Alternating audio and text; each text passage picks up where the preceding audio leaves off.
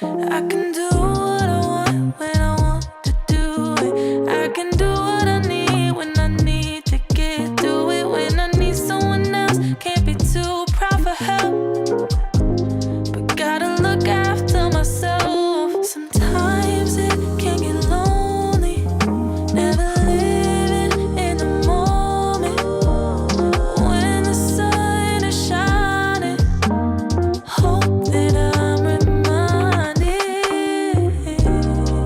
like how the clouds keep changing. I'm always steady rearranging, going back to the basics of what a good day is. What a good day is. And that's exactly what the day is. But it's exactly what you make it. So please don't go wasting. And I'll do the same, even if it's raining. How could I complain? And my feels got me feeling some type of way. You always free to take a break. Hope you feel what I felt. You gotta look after yourself. Sometimes it can get lonely, never living in the moment. When the sun is shining, hope that I'm reminded, like how the clouds keep changing. I'm always steady rearranging, going back to the basics of what a good day is. Of what a good day is. What a good day is. And that's exactly what today is. All right, we are back in here. We made it, y'all. It is Friday, and you know what to do. Y'all drop a 1 in the chat if you can hear me, and drop a 1 in the chat if you can see me. You should be able to see me here in a second. Let me see what we doing. Let's see how we looking. Ooh, wee, looking all crispy and clean on the screen. Welcome, y'all. Welcome back to another YouTube live stream and another episode of The Morning Show. I'm your host, Classy Beats of ClassyBeats.com, Patreon.com/ClassyBeats, by the way, in case you didn't know. We've got a great show for y'all this morning. We're going to get back into the I'm going to say his name. We're going to say Jason L. Jason L, because I'm going to mess up his last name. That snow plow shooting that we've been covering, we're going to go into that. We've also got a quick update what's going on with Tony Buzbee. We're hearing some more from him and Jane Doe. We've got some more shots being taken at him by the Southern District of New York. This might be the end of Tony Buzbee in the Southern District of New York too. But before we get into it, I gotta say what's up to the people in the building, man. Shout out to the gang up in here. Good to see all of y'all in here this morning. We've got my awesome, amazing Amy is in the building. Shout out to Amy in here bright and early. Always good to see you. I appreciate you. And thank you for everything that you do. We got my guy Les Cleaver is in the building. Shout out to Les.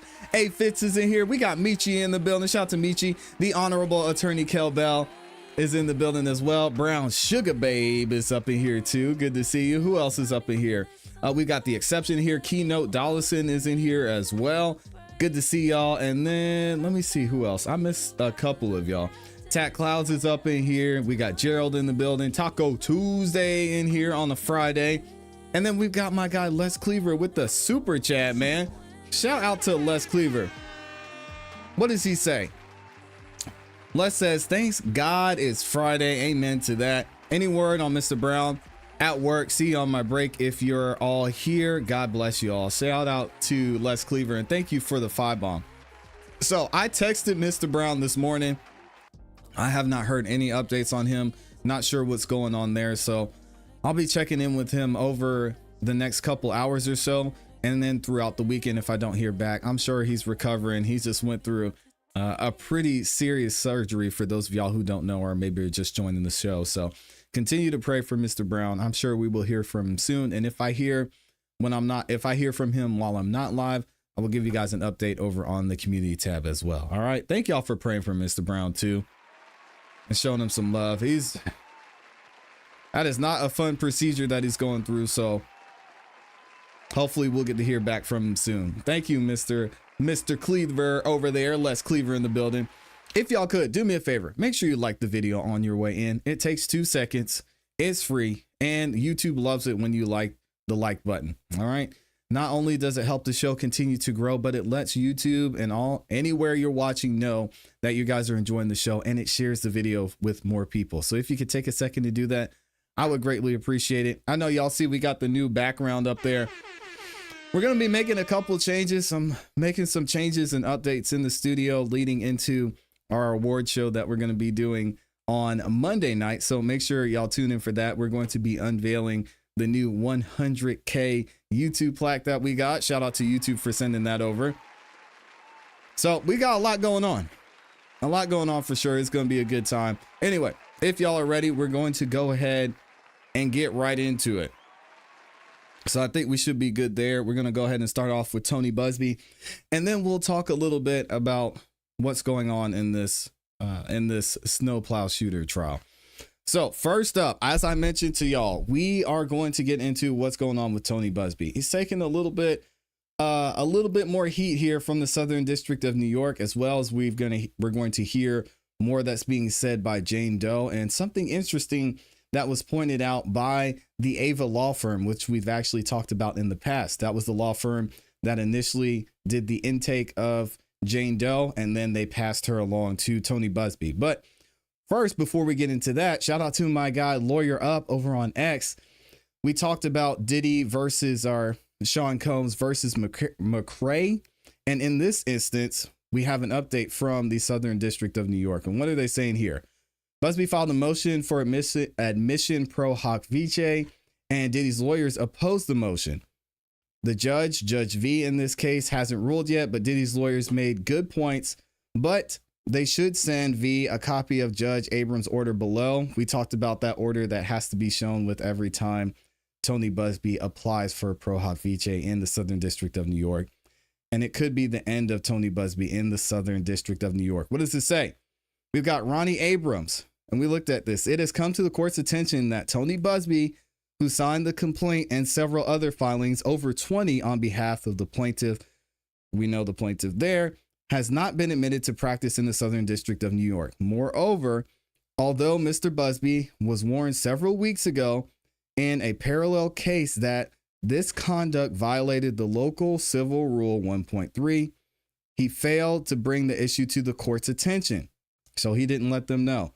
No later than March 18th, which is coming up on Tuesday, Tony Buzbee shall file a letter explaining why he failed to notify the court about this issue earlier and proposing next steps to rectify. So we'll see what happens there. We talked about that. But moving forward, we've got a new comment from the Diddy docket, and they actually have an affidavit from the Ava law firm. And what did they say here? Shout out to the Diddy docket over on X. They say an affidavit of Andrew Von A. We're just going to say that because I'm going to mess up his name. Confirms that the Ava Law Group's intake of Jane Doe and shows that when she retained counsel, she named Sean Combs, Sean Carter, and another defendant, presumably Celebrity B. So she wasn't coerced by Buzbee as alleged by Jay-Z in Alabama. Well, that's not true, Diddy docket. Because we're gonna read this intake form here in the I guess we'll look at the intake form and then we'll check out the affidavit. But Alex Spiro and Jay-Z were not saying that Tony Buzbee wasn't initially, or that Tony Buzbee pushed Jane Doe to include Jay-Z, period. We knew that Jane Doe had mentioned Jay-Z before, but the issue was Tony Buzbee and the Ava Law Group didn't do their background to make sure that was credible. And that's the issue that Alex Spiro and Jay-Z were having. So initially, we knew there was another celebrity in there. It was alleged that it was Jay-Z. It was alleged that Celebrity B was maybe Jennifer Lopez or somebody else. We didn't know who it was. But then what happened was Tony Buzbee, according to Jay-Z, pushed Jane Doe and said, hey, this Celebrity A we're talking about over here, let's go ahead and say it's Jay-Z. And that's what they're saying.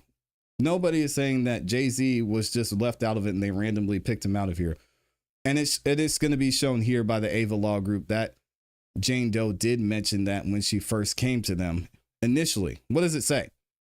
This is an affidavit in the matter of the Jane Doe claim. The undersigned, Andrew Van Arsdale, hopefully I said that right, Andrew, I apologize, submits the affidavit in the above referenced matter stating that I am over the age of 18, not under any disability, and am fully competent to make this affidavit.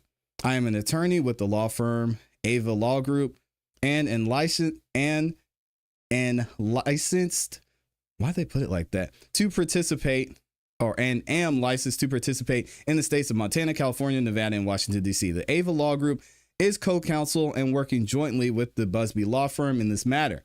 The plaintiff, identified as Jane Doe in the section Jane Doe versus Sean Combs, the case number is there, signed and retained the Ava Law Group on October 14, 2024, which we know. And this is the part that's highlighted. The Ava Law Group was retained by Jane Doe in early October to pursue claims against Sean Combs and Sean Carter, both of whom were specifically identified as her litigation targets of the Ava Law's intake form. A true and correct copy of Jane Doe's intake form with the Ava Law Group, redacted to show only the abusers she named, is attached hereto as Exhibit A. All right, we're going to look at Exhibit A in a second. As a part of our normal intake practice, Jane Doe was interviewed and evaluated by an intake specialist, as well as at least one attorney who drafted Joe's complaint. The Ava Law Group thereafter referred Jane Doe's matter to the Buzbee Law Firm for the continued pursuit of her claims. Under penalty of perjury under the laws of the state of California, I hereby declare and affirm that the above stated facts, to the best of my knowledge, are true and correct. Right, so now the Diddy docket shows here's the case information. What is the full name of the abuser? They say his full name is Jay-Z. Okay, well, that's not his full name, but either way. So we've got Jay-Z here. We've got Celebrity B, I guess, which I don't know why they said they were going to show the abuser's names, because they didn't show who the abuser was here, but whatever. Probably because Tony told him to leave him out. Maybe he got a check from them. And then we've got Sean Combs here, right? Now, the Diddy docket also shows this motion that was filed by Jay-Z and Alex Spiro. And what did they say in here?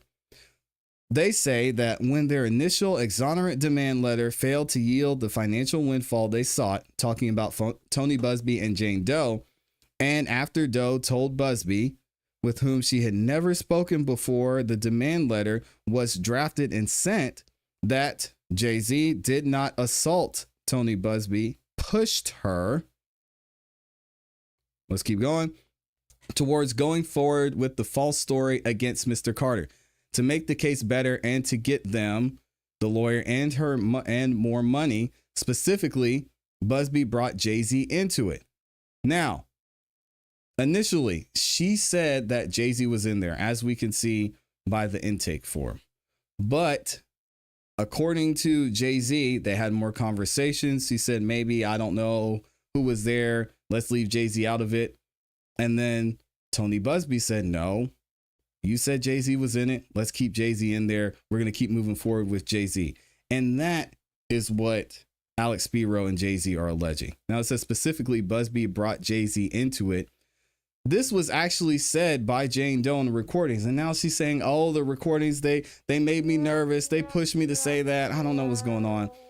So it's going to be hard to believe anything this chick says moving forward in the first place. But it's interesting to see the documentation that we already have showing that she wanted to name Jay-Z initially. We're not going to be able to see Celebrity B, whoever the female is in this. And what does that mean moving forward for Tony Buzbee? Either way, Tony Buzbee still wasn't allowed to practice in the Southern District of New York. He still took this case and moved forward with Jay-Z's name. And he amended the claim, adding Jay-Z's name back in there.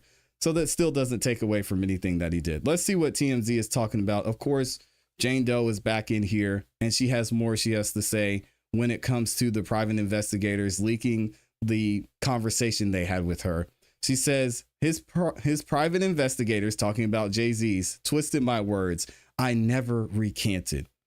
So now I guess Tony Buzbee's in her ear, or she doesn't like the reports that are being said because she heard what was recorded and the conversation that was recorded. Let's see what this says. Accuser, the one who dropped her lawsuit, claiming she had initially claimed that Jay-Z and Sean Diddy Combs had raped her back in the year 2000 when she was 13 years old. She's dropped that lawsuit. Now the battle is Jay-Z against the accuser and her attorney, Tony Buzbee. And the accuser says, do not believe everything you heard on those recordings that Jay-Z's team released yesterday. Remember, there were 2 private investigators who went to the accuser's home in Alabama and had a conversation with her. Yesterday, they released portions of that meeting. Like a minute. Yeah, and they say that, look, this is her saying Jay-Z did not sexually assault her at any time, and his name is cleared. Well, she says those declarations from those private investigators are a little misleading because she says, I can't. But by the way, this is her declaration. Yes. And she's the one that was on the recording. Her lawyer, Tony Buzbee, filed. Certainly, he filed it. But she says, I cannot testify as to what Mr. Butler or Ms. Henderson, Those are the private investigators. what they actually observed. But I was not in any way calm, natural, or at ease. Rather, I trembled the entire time we spoke. I never stated, whether once or 4 times, as the investigators claimed, that Mr. Carter did not assault me. It's a double negative there, but she's saying, I did not say those words. So let's listen to what the private investigators got on tape, which Jay-Z's team released yesterday. Jay-Z, you're saying he was definitely there? But he had no part in it, or he was just... He was there. He was just there, but he didn't have anything to do with any sexual acts towards you. It was strictly... Yeah, he was the one who kind of pushed me towards going forward with him. With Jay-Z. Buzbee did? Yeah. Do you know why? No. Based on that, I understand what she's saying in her declaration.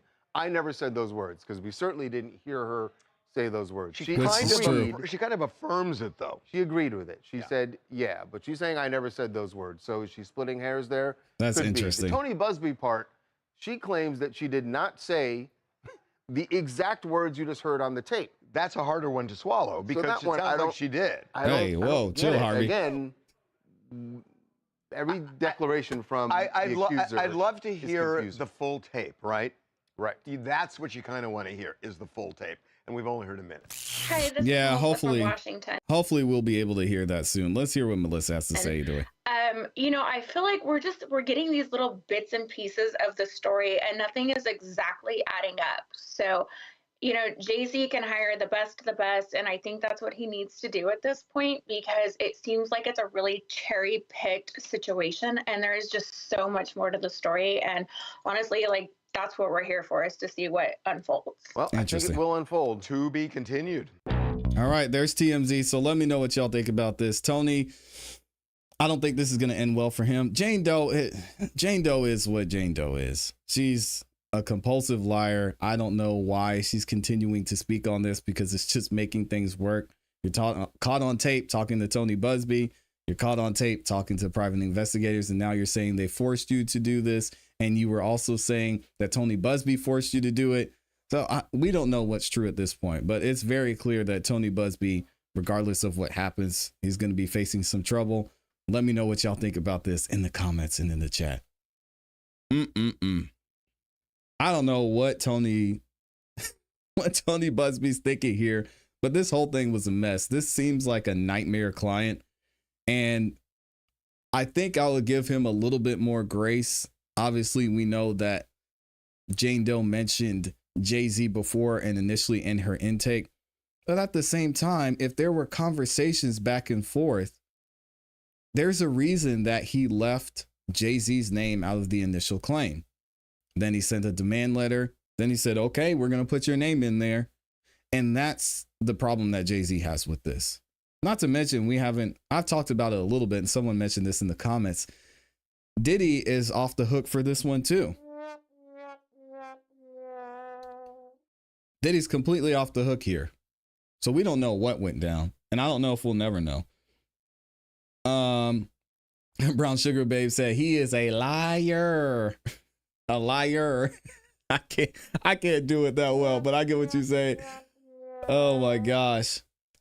Let me see. Rest in peace to an R&B singer. Oh, that's sad. Good morning to y'all. Shout out and good morning to everybody that's in here as well. I see there's a bunch of y'all in the building. We got over 500 of you in here. If y'all could, make sure you like the video on your way in. Let's go ahead and get into this first witness. So we're going to go ahead and get back into the Jason Levesque. Hopefully I'm saying his name right. The Jason Levesque trial. We're back on day one. We're not going to be here too long because this first witness is actually Kyle's daughter. And I'll give y'all a little background about Kyle's daughter here in a second. So the testimony you're about to hear is from Kyle's daughter. Kyle being the victim that was shot by Jason Levesque.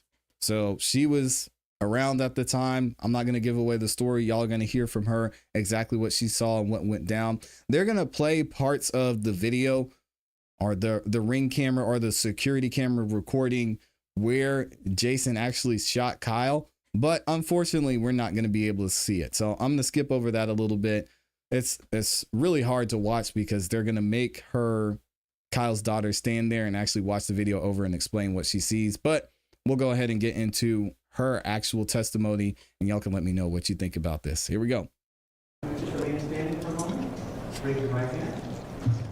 Swear that the testimony you're about to give is the truth, the whole truth, and nothing but the truth, and the meaning of penalty is perfect. All right.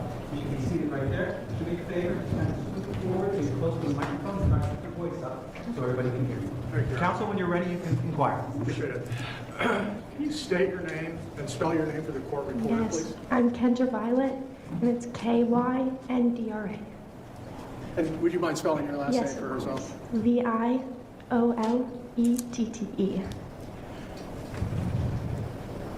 Where do you live right now? I live at 277 Chestnut Hill Road with my grandmother.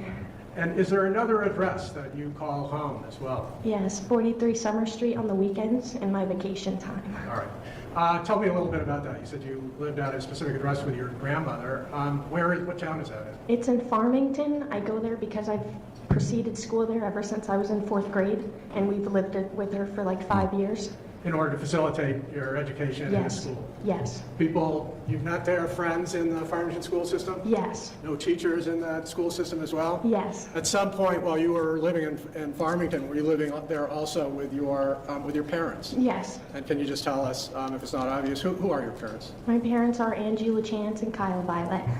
And so was there a time when Angela and Kyle's the alleged victim in Rochester that you just talked about? Yes. And in order not to switch schools, you stayed with your grandma? Yes. And can I ask, who else do you live with? Who else is in your family? The only other person I live with is my brother. Okay. And does he also do the same? He does, getting yes. back and forth? Yes. All right. You mentioned you're doing this because of school. Yes. Are you still in school? I am, yes. What grade are you? I'm a senior. What age does that put you at? I'm 18, so 12th grade. Okay. How do you like school? I love school. I have all A's and B's right now. Nice. What do you love about it? What kinds of Good job. Probably just the education and friends. And do you have any kind of plan? It sounds like you're graduating this year. I do. I started early college classes for social working, and I'm going to continue that in the summer as well. Okay. Is that the social work Yes. education, is that local? Are you still going to be around? Yes, I am. It's through Great Bay Community College. Understood. Yes.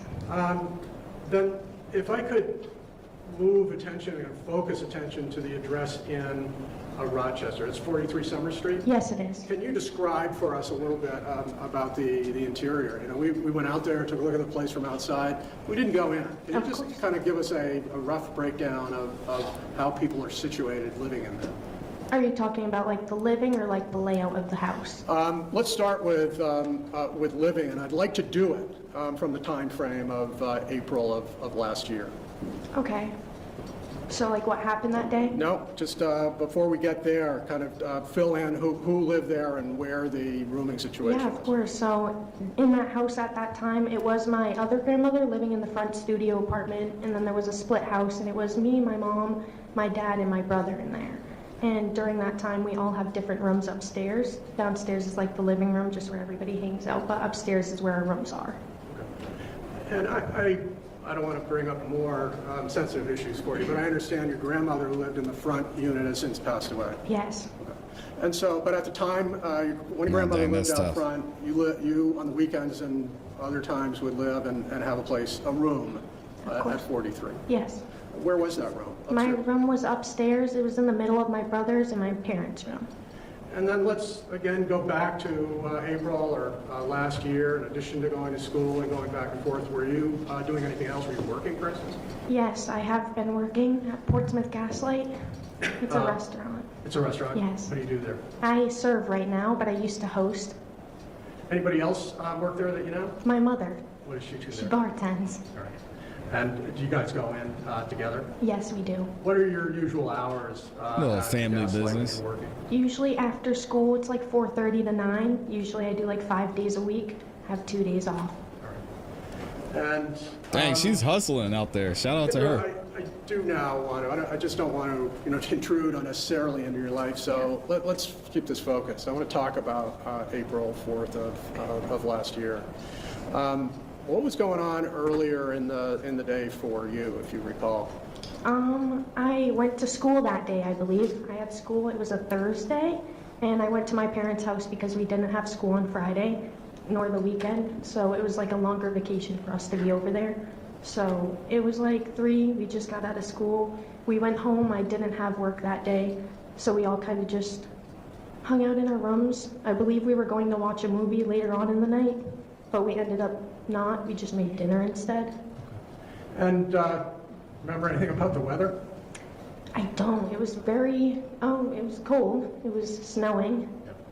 Did that snow affect your, now recalling that it was snowing, did that affect your school schedule at all? Do you know? I don't recall. I do not. Okay. And so it sounds like you have a memory of the evening, Yes. plans with your family, Yes. watch a movie, dinner. Yes. Tell me about what you were doing later in the evening. I ate dinner and I went up to my room and I was gonna watch my own movie, and I watched some TikToks on my phone, and my parents were in their room at the time and my brother was in his room. I believe he was sleeping. It was already like 8 or 9 at the time. Tell us what happened later that is obviously unusual. Yeah, I was laying in my bed and my mom came in my room and she was just like, "Your dad's going to talk to the neighbor about plowing snow in the driveway." And I was like, okay. And we both walked downstairs. We were messing around in the living room, talking to each other. And I ended up looking out the window to see if anything was going on. And I saw my dad walking home to walk away. But I didn't see the prior situation of him going out there. I think when I was going down the stairs, he was about to go outside. So I just saw when he was walking away and when Jason pulled the gun out. You saw the gun? Yes. Kendra, do you know Dang, whether that's or tough. not your home, your parents utilized a home surveillance system? I was like, yes. You said you were looking out a window to see some of these events. Can you describe that window for us if we were looking from the exterior? Imagine seeing your dad get shot. Yes, Jesus. it's the window outside from our porch. It's like the huge window where you can see like the road and you can see some of the neighbors' houses across the street and the one across from us. And that's the window you were looking out from? Yes. Is that also a window that utilizes a home security system? It is, yes. I feel like I interrupted you, and I don't want to necessarily have you talk or relive this, but can you describe to me again? Oh, yes, he does. What you saw when you looked out the window. Yeah, when I looked out the window, I saw a truck open, the door open, and I saw Jason Levesque standing out of it. And I saw my dad walking to the house. He was just walking back on the side of the street, on the side of the road. And I saw Jason Levesque just pull the gun out, and that's when I yelled to my mom he has a gun. And at the time, all I could do was just run out the door. So I ran out the door, and that's when my dad was already on the ground. And I looked at Jason and I said, "You shot my dad," like 3 times. He didn't say anything. Dang. That's tough. Do you need just a second?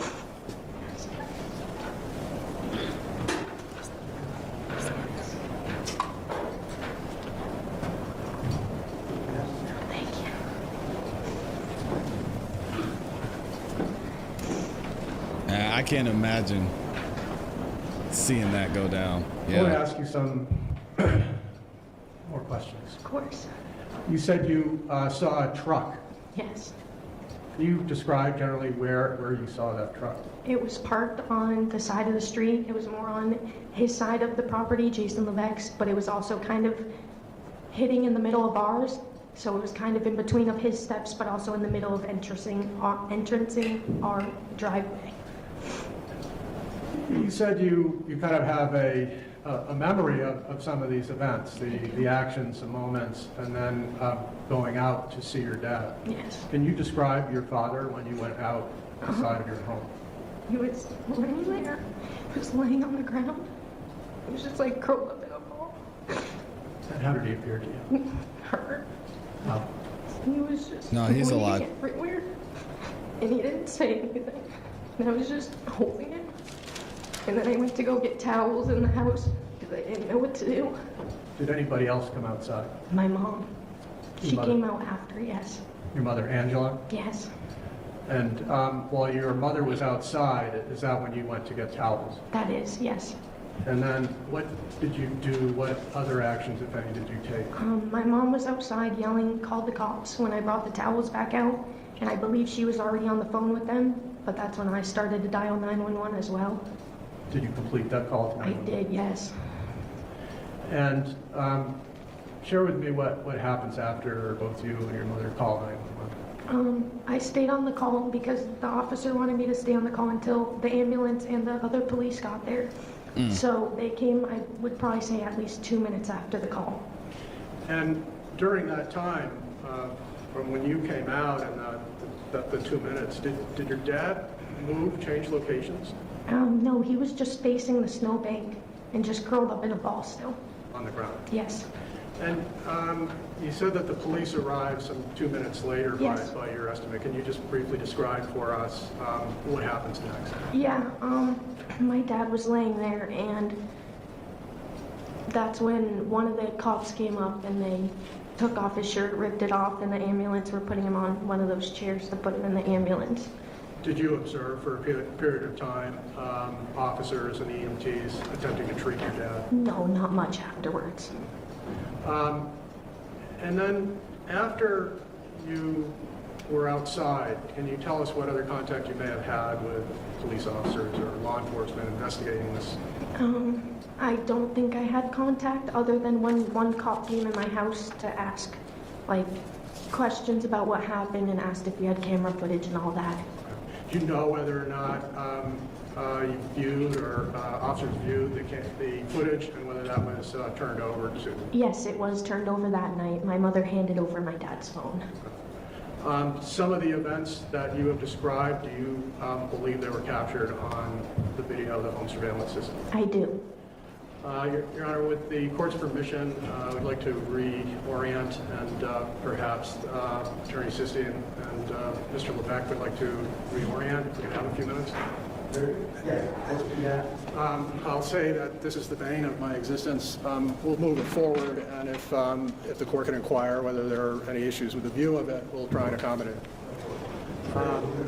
So now what they're going to do is they're actually going to bring in a TV monitor. They're going to show her the video. We can't actually see the video, but we'll listen to a little bit of her explaining what happened, and then we'll move on. Kendra, you've described your view outside a window that's consistent with surveillance video from your home. Do you recognize this image?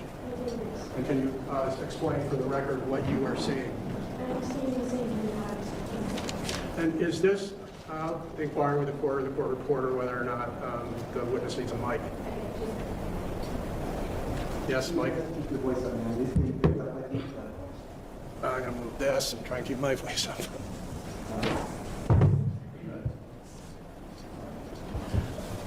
I think you just identified this as that bay window in your house that's adjacent to the porch from outside if you were looking at the house. Is that correct? Yes, it is.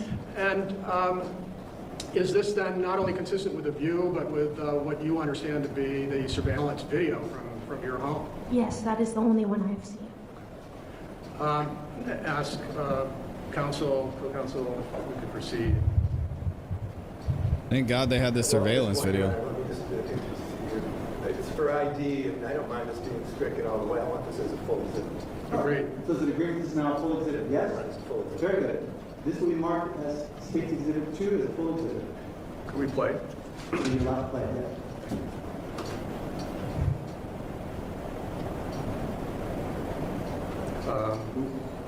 Fast forward. Start at the beginning.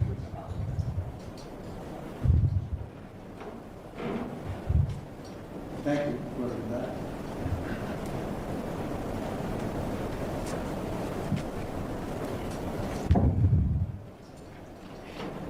And again, y'all, it's going to be hard to see, unfortunately. They don't really show us a good angle.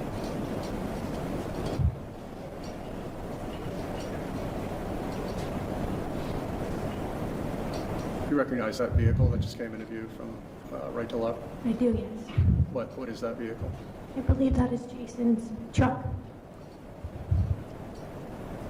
Can you identify the house on the far side of this driveway in the foreground?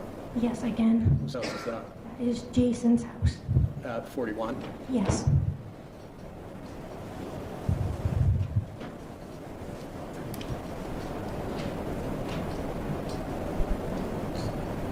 I just realized I was muted. That's Jason's truck with the flashing lights at the top left. Can't really see it.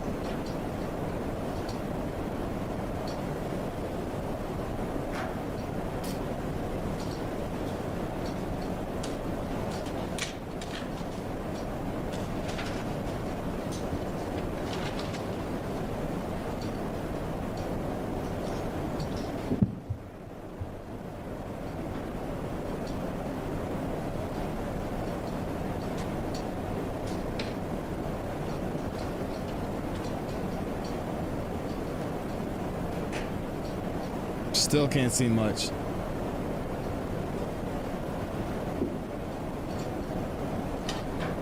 Kendra, is this lighting consistent with what you recall? Yes.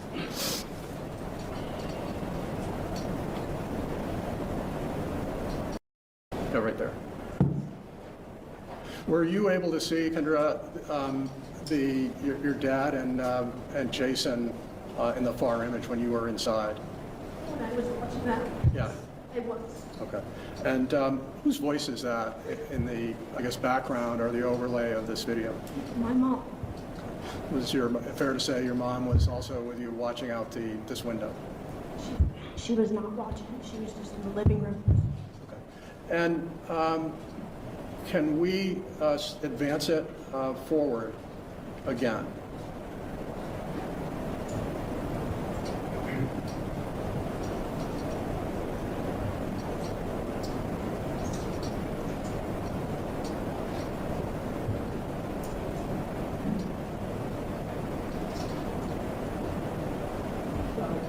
What's that? Yeah. Back from when they were at the truck, though.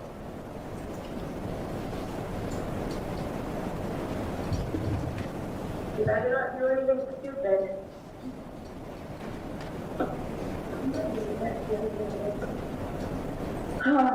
not doing anything fucking dumb. Good. No, he's getting shot. He hasn't come out of jail. Ah! He's just shot us! He's just shot us! Hey! That's crazy. Can you identify who that is? You could see her running down here at the bottom of the screen a little bit. Again, it's hard to see. And now? My mom? And her mom comes out.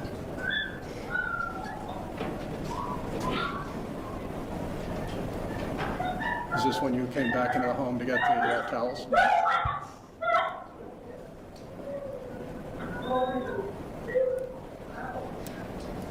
I need a call. Call 911.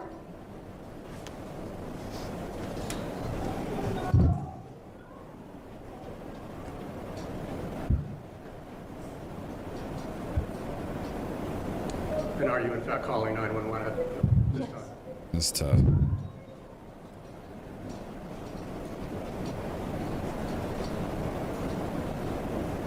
Okay. Your Honor, I believe by agreement the ID is struck and this is now a visible exhibit in evidence. Yes, it is. Thank you. So we're done showing this at this point? Can we all go back where we are? Is there more? We can. I am good. Good. And you can go back? Yeah, I'd like it available for cross-examination. It'll be available. Bring the lights back up. Wow. Can y'all imagine?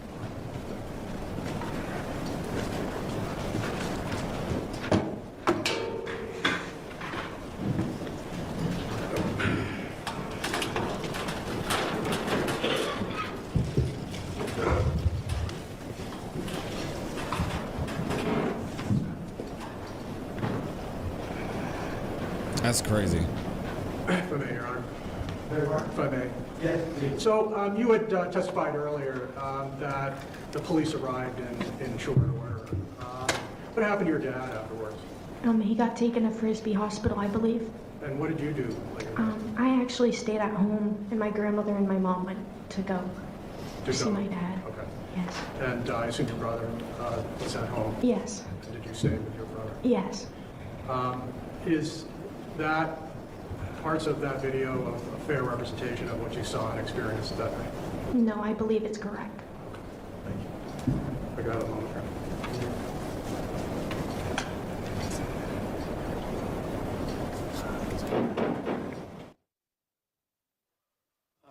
Kendra, thank you. Attorney Sisti has some questions. I appreciate your time. Thank you. Thank you.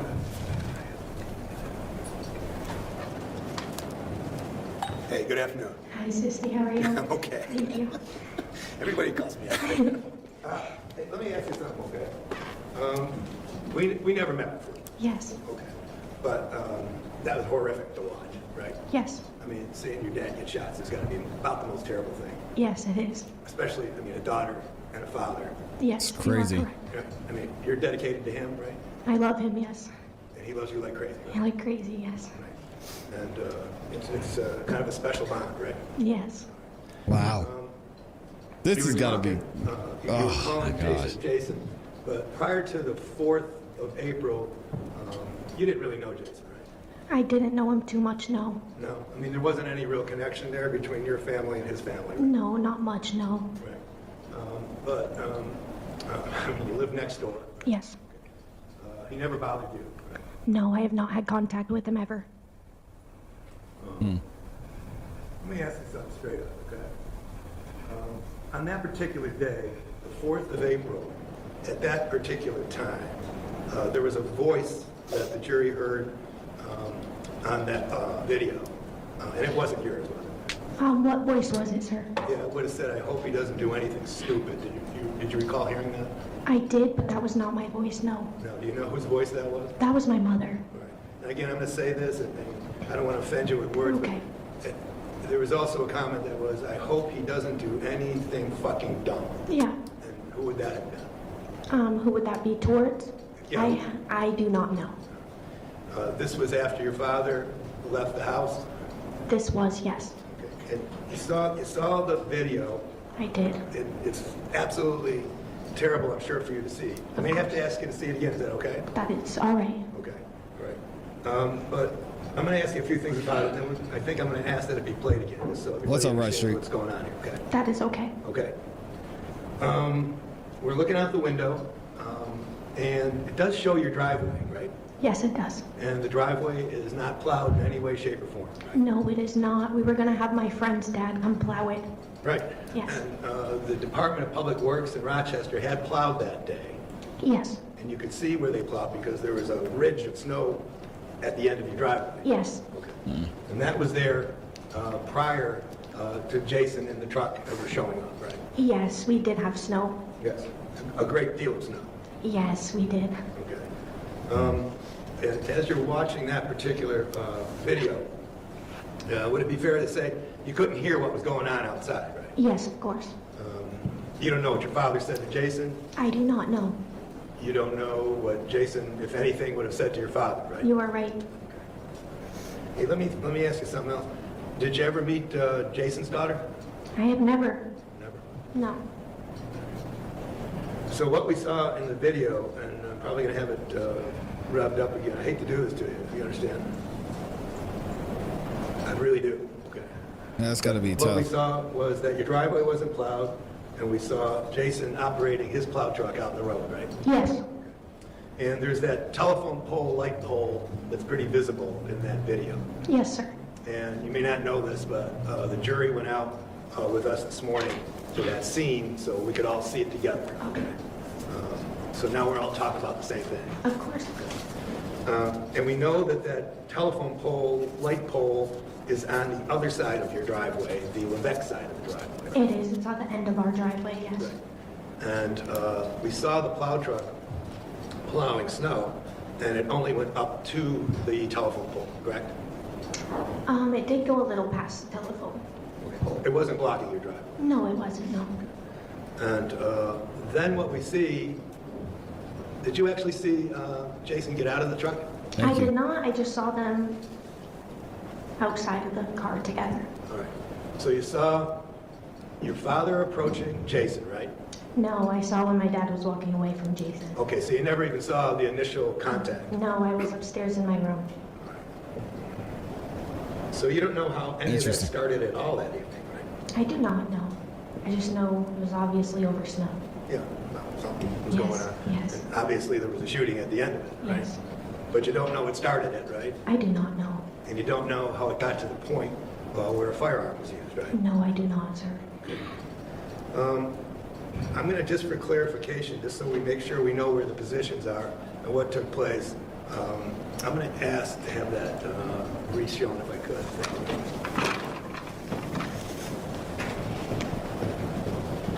I may ask you a couple questions as it's going, so you may want to take them. That is totally okay. Okay, thank you.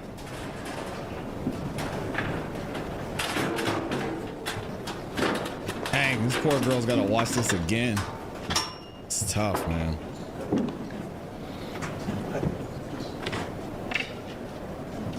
Yes, he's got a bald spot and a ponytail. That's crazy.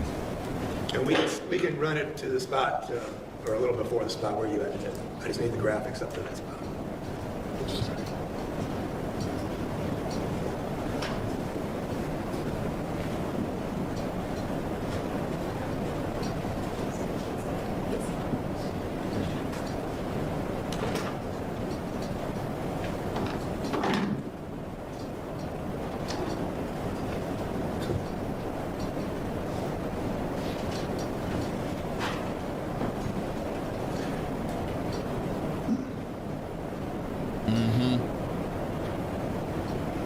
We got to go all the way back. I apologize. To the beginning or to? To the beginning. This is in New Hampshire. Beginning, or do you want the? No, beginning. The beginning's good. This poor girl, man. Okay, it takes a little time before we get to the action here. So. And again, this is your driveway, right? And it's unplowed. And it doesn't look like much action there. Some little tire tracks, but nothing out to the road, right? Okay. Not a lot of coming and going that day. Here we go. This would have been Jason's truck. Okay.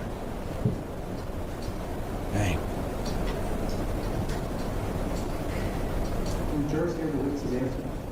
Yes. Okay. Very good. And again, you didn't see any of this either, did you? I didn't know. Right.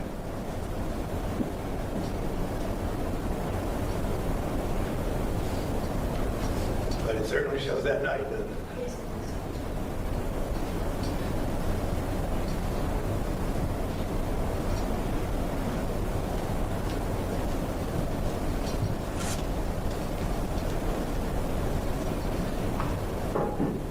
Where's your bedroom relative to this location?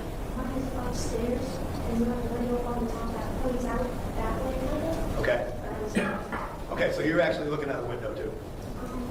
at this time, no, I was in bed. You're in bed. Yes. Tell me when you start to look out the window. I don't know my mom. And she said that. Okay. She was going to have a conversation.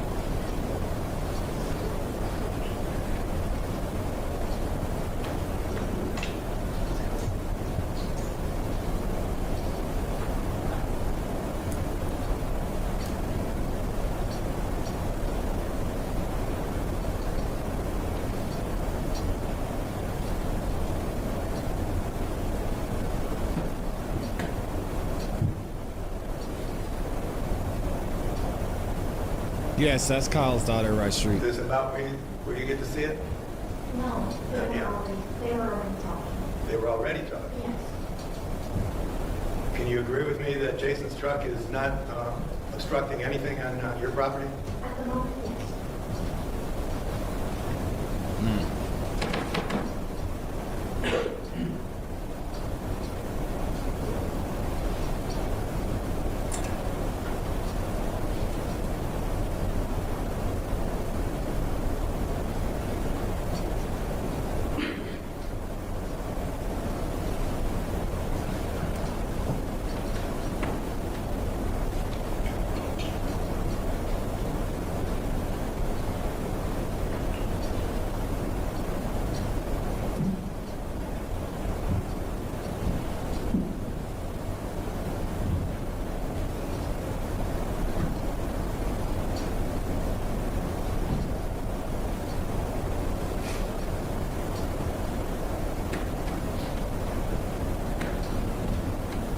And again, just to keep it up to speed, you still didn't see this part either, right?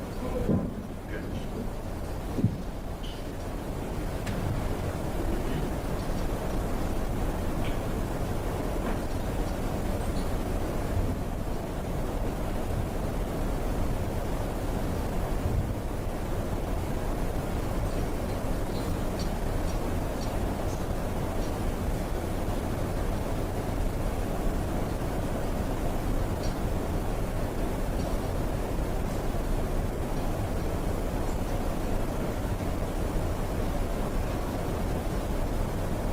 That's got to be tough for her to watch.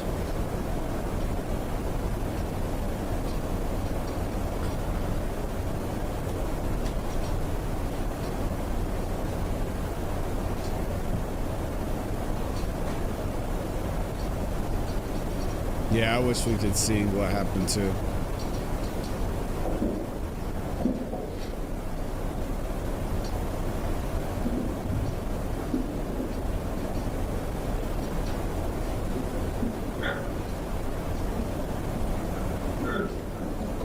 Looks like you see a door open there.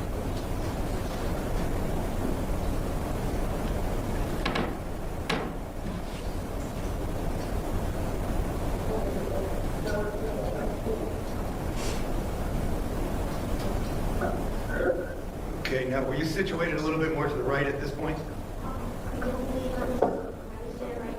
Okay, you saw your dad right here. Okay, can we stop it right there for a second? So there you see her dad walking out, walking towards Jason's yard. And this man's across the street. Thank you. Jason's truck, you can hardly even see, right? You can hardly even see from the corner that it's at. I was at the other corner. No, I get it. But it would have been entirely away from your property. What do you mean? It wasn't near your driveway at that point. You backed up, yes. Yeah, I mean, it was So, yeah. quite a bit of, It yeah. wasn't in our property now. No, it wasn't. And you'd agree with me that throughout the entire playing of this video that we've all been watching, that truck wasn't obstructing your driveway at all. You can tell that the snow's being pushed at the end of our driveway. It was pushed at the telephone pole, correct? A little past the telephone. Well, the jury sees it. Where's the telephone pole? It's right there. Right, it's on the other side of your driveway. Yes. But it's still our driveway because there's 2 lanes of our driveway. The jury was out looking at it today. We have 2 different parking spaces. We have a car with 4 cars parked and we have a car with 3 cars parked. We have 2 different. Okay. We got it. You understand we were out there today, right? I do. Okay, good. Okay, so we can't see Jason's truck at this point. We see your father approaching the truck, right? Yes. You don't see Jason approaching your father at all, right? Okay, if you can continue playing. Yeah, there it goes. Okay.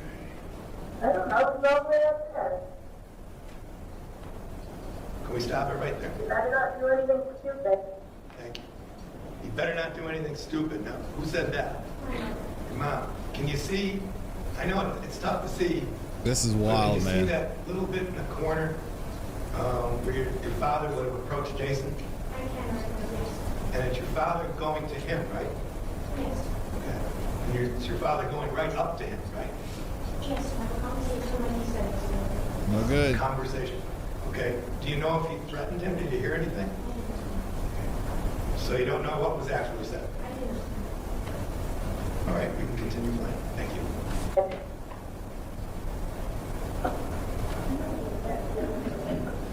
Okay, can we stop? Oh, better not do it. You don't know what's going on there, do you? I don't exactly, because I'm not outside. Right. You don't know if there was an exchange or if there was just a one-way conversation, right? And certainly you don't know what your father would have been saying to Jason at that. I don't know if he's even saying. That is correct. Yeah. All right, we can continue.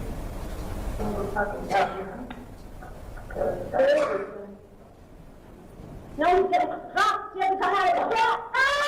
He's getting hot. That's fine. I don't want to put you through that again, okay? Okay, why don't you grab a seat? Thank you.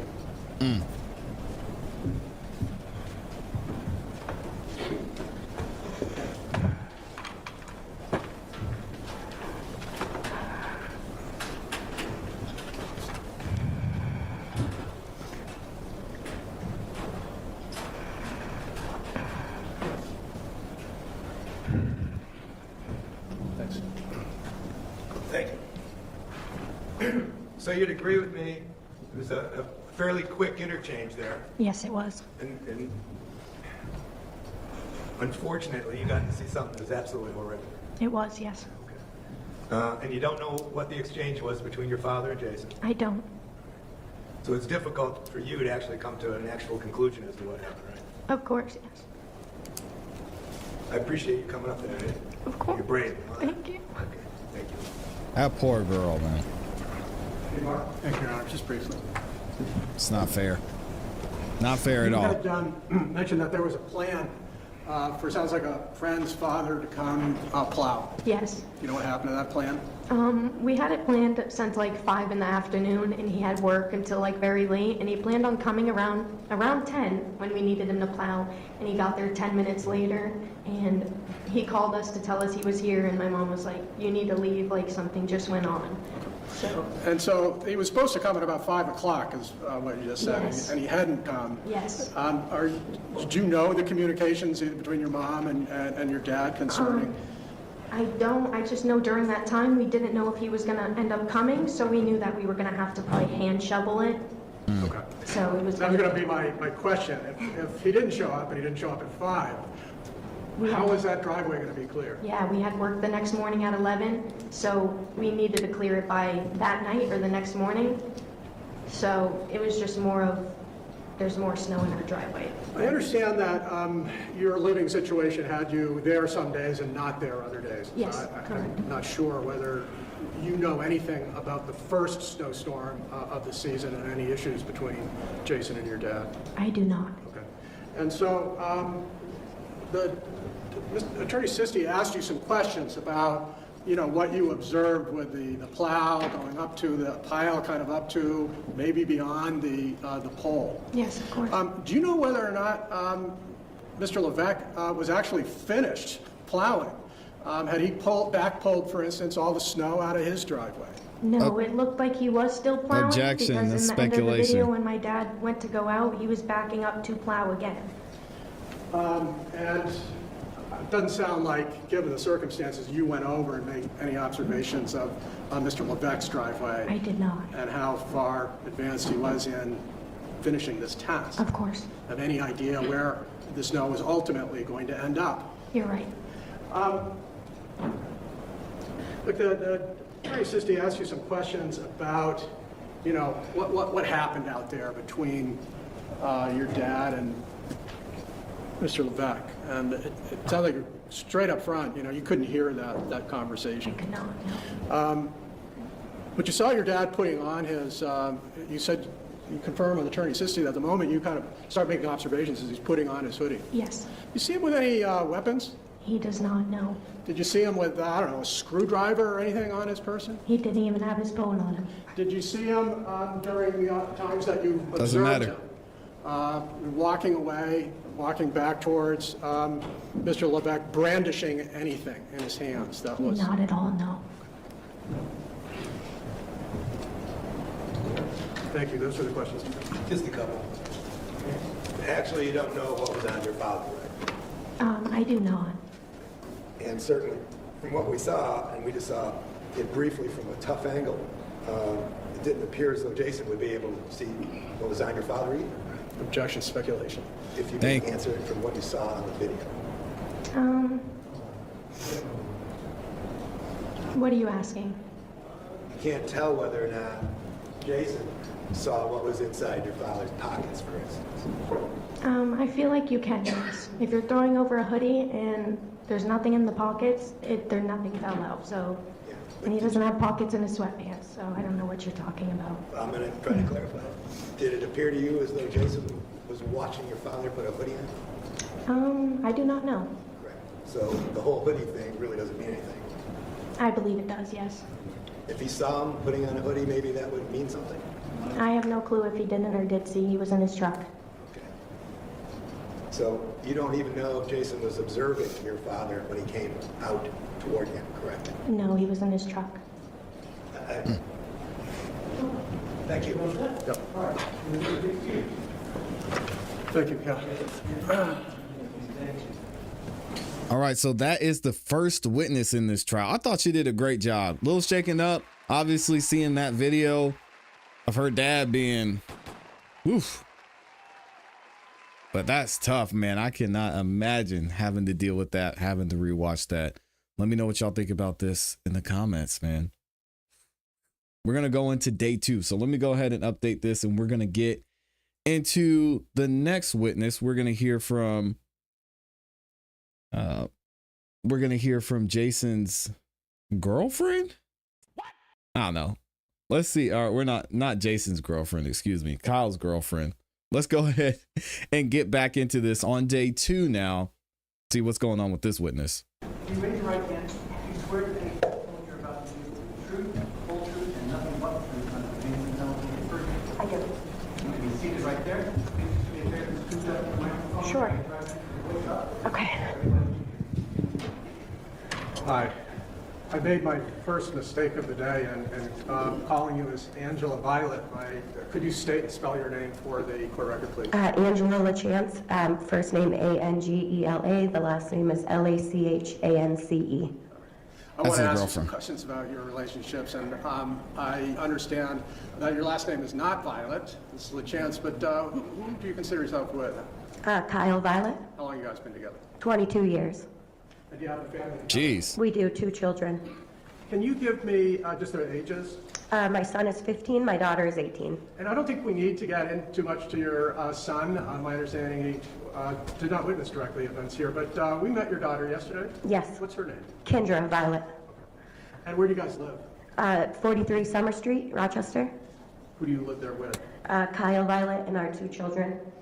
We had heard yesterday that there was sort of an educational split with where the kids reside. Who do they live with most of the week? Their grandmother, Cindy Glenn. And why is it that they live in? Well, they started going to school in Farmington when they were elementary school. So when we moved to Rochester, they just they wanted to continue their education where they had been the whole time. So. Has that worked out? Oh, yeah. Kendra's about to graduate. Do you work outside of the home? I do. I work at Gaslight in Portsmouth. What is the Gaslight in Portsmouth? Shout out to Gaslight, getting all the free I promo. bartend. How long have you been with the Gaslight? 4 years. And speaking of time frames, how long have you lived at 43 Summer? It'll be 3 years next month.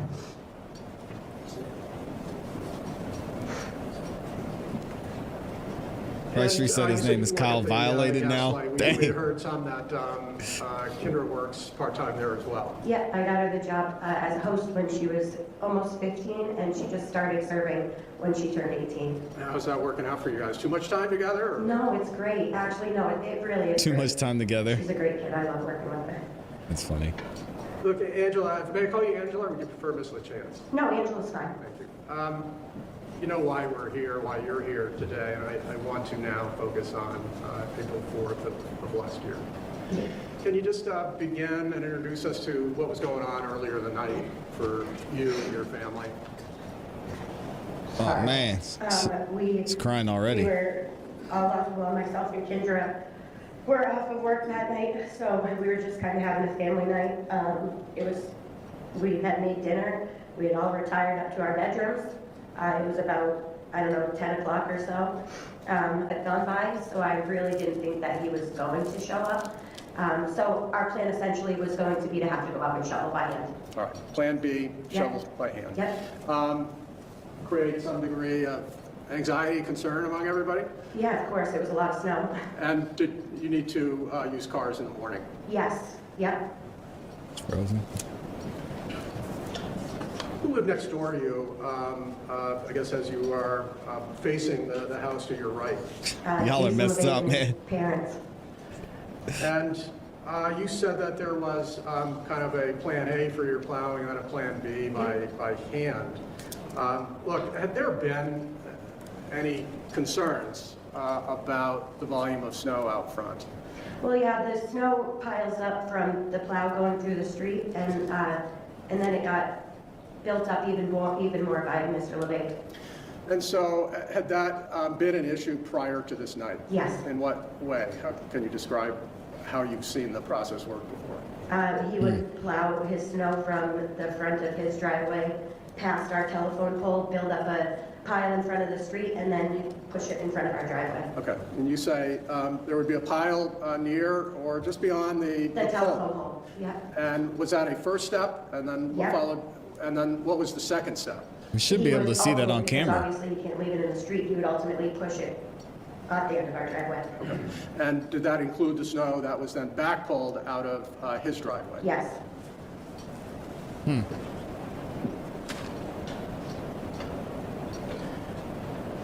had that been a tension point prior to the 4th? It had happened at least one time before. Okay. You were just talking about a family night moving towards, sounds like, closer to bedtime, where people dispersed in your home, doing their own thing. Yeah. What happened after that? When we realized that Kendra's friend's father was probably not going to show up and we were going to have to plow by hand, Kyle noticed that Mr. Levesque was plowing his snow to the end of our driveway, which essentially would have made it more difficult for us to plow by hand. So he went out to ask him not to do that. Can I ask you to provide kind of a sequence of events where you went to? Yeah, so after he grabbed his hoodie, he went to walk out. I went into Kendra's room. I said, your dad just went out to go talk to the neighbor. Me and Kendra walked downstairs into the living room. We were kind of just walking around the living room. And then we went to the bay window next to the screen porch where the video camera is. And we were looking outside. So this may be obvious. We were out there yesterday, I think you know, and you're describing there were two bay windows facing your house from your driveway. Are you talking about the one to the left or to the right? If you're facing my screen porch, it's to the left. If you're facing the screen porch? If you're facing my house. Then it's the first one to the left? Yes, yeah. And you said you were both looking outside from there, and there was a surveillance camera from a similar angle. Is that fair? Yeah, so the surveillance camera comes from the top left-hand side of the window, and myself and Kendra were just, in the, looking from the middle. Kendra was on the right. After the events occurred outside, Yeah. did you have contact with law enforcement, any police officers? Yes. Did you agree to provide the surveillance footage from that camera to law enforcement? Yes, I gave it to them that night. I provided Kyle's phone because our cameras are on an app that was on his phone. We couldn't get onto the app on his phone, so I emailed it to them, I airdropped it to them, I provided multiple different ways of them having that video. And that night, did they come inside at some point after this event and actually view Yes. your phone? Yes. Are you aware whether or not they actually then took a screen video of your screen video as well, or Yes. short term? Yeah. Okay. Look, I don't want to screen video? unnecessarily do this, but we watched that video yesterday. Yeah. And I want to play an abbreviated version. I don't think we need to go through the whole thing. Sure. Certainly defer to the defense, but I want to show you a portion of that because I have some follow-up questions for you. Okay. Okay? Bear with me just a second, Your Honor. May we set up? We managed to upgrade. Okay, we'll get it. Yep. I say we upgrade. I don't know the next one.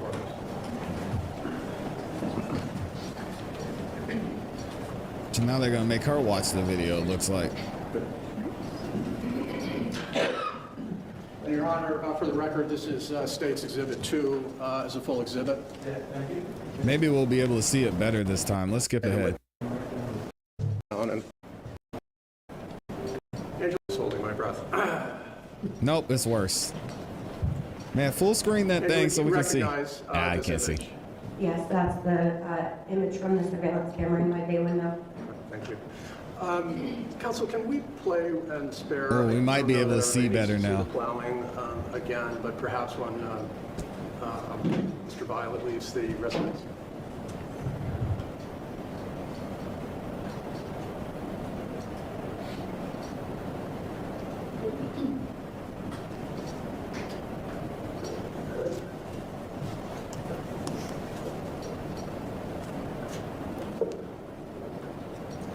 And can you identify this person?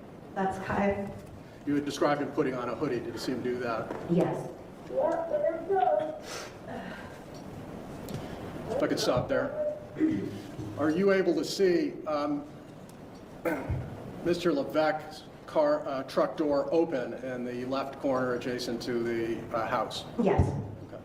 And you had just It's hard to said, see there he because there's a goes. reflection. Who are you referring to? I'm referring to Jason getting out of his truck. All right. And can I have you continue?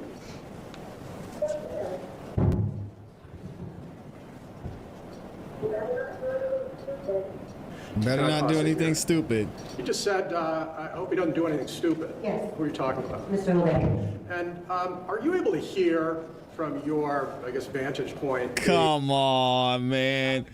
All right. She said she's talking about Jason when she said, I hope he doesn't do anything stupid. She knows her basically husband is a hothead. Come on now. She was talking about him. Let's not do that. You just said, I hope he doesn't do anything stupid. Like, why would she say that about Jason if she doesn't even know him? Yes. Who are you talking about? According to her. And are you able to hear from Come on your, now. I guess, vantage point, the conversation or words exchanged, if any, between Levesque and... No, we were not able to hear anything. Okay. Could we continue to play? We stop. Can you tell who it is that backs away or separates from the truck?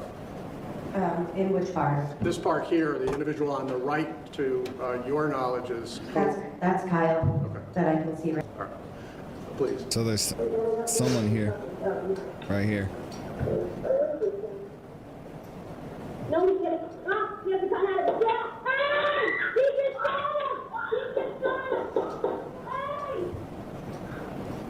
Hey! Yeah, you can see a little bit more. That's Jason right there standing up, and then you see Kyle's laying here on the ground in the snow. Hold on, let me see if I can run it back so we can see a little bit better. This part here, the individual on the right to your knowledge is who? That's Kyle. Okay. That I can see right there by the pole. All right. Please.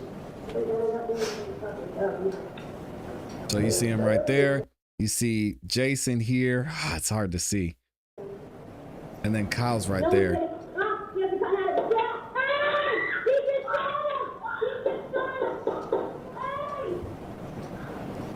Can you rewind just back to approximately the point where she indicates he has a gun?